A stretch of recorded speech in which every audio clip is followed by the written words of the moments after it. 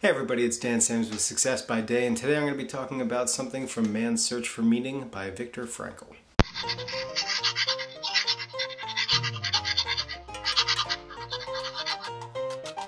Toward the end of the book, Frankl has a passage called the Existential Vacuum, and it's an idea that I missed the first time reading through it, how significant it is. He says, the existential vacuum is a widespread phenomenon of the 20th century.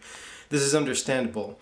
It may be due to a twofold loss, which man has had to undergo since he became a truly human being. At the beginning of human history, man lost some of the basic animal instincts in which an animal's behavior is embedded and by which it is secured. Such security, like paradise, is closed to man forever. Man has to make choices. In addition to this, however, man has suffered another loss in his more recent development inasmuch as the traditions which buttressed his behavior are now rapidly diminishing. No instinct tells him what he has to do, and no tradition tells him what he ought to do. And this is the really important part. Sometimes he does not even know what he wishes to do. Instead, he either wishes to do what other people do, conformism, or he does what other people wish him to do, totalitarianism. And the existential vacuum, Frankl has it spot on. It's a phenomenon of the 20th century, and it is incredibly relevant in our world today, with all of the push toward entrepreneurialism and self-sustained businesses, and it's definitely something that is widespread in our world today. And he has this point spot on too. Most people either wish to do what other people do, which is conforming to society, or they do what other people wish them to do, which is totalitarianism.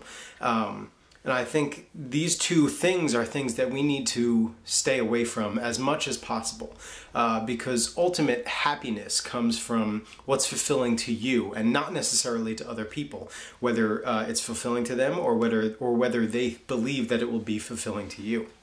I think this is specifically a problem with the education system, as I hate to call them kids, but as kids progress through undergraduate college, I was one of these kids as well. I had no idea what I wanted to do, and a lot of what I was thinking about was based on what other people were doing and what other people wanted for me and what other people told me I would be good at. That's something that that definitely falls under totalitarianism, is doing what other people think you will be good at, even though you don't have a particular interest in it. I might have an incredible talent in writing fiction, and lots and lots of people could tell me, Dan, you should write fiction for a living, you should get this published, you should start submitting these short stories or even novels, novellas, whatever, poems to literary agents. But if writing is not something that I find enjoyable and fulfilling,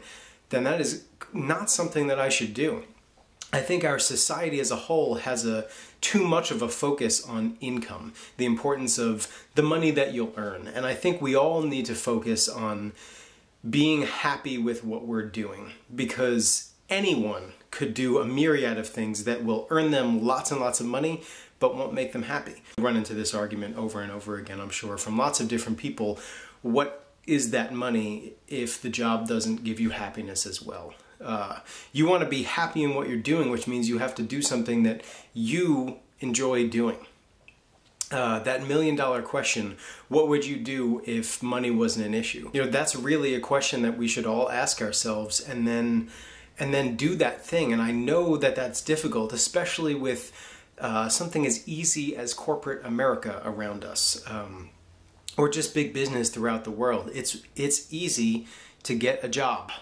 It's easy to find a career, but it's hard to find a career that will be fulfilling, especially when it's not something that you really want to do. I know I went off on a bit of a tangent, but the point of this Success by Day is not to conform. One, not to conform to what other people are doing.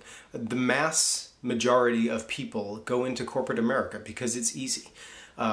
And not to fall into totalitarianism, which is accepting what other people think you should be doing.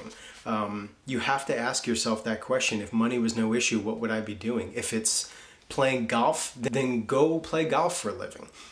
Anything that you can think of, any answer to that question is doable for you.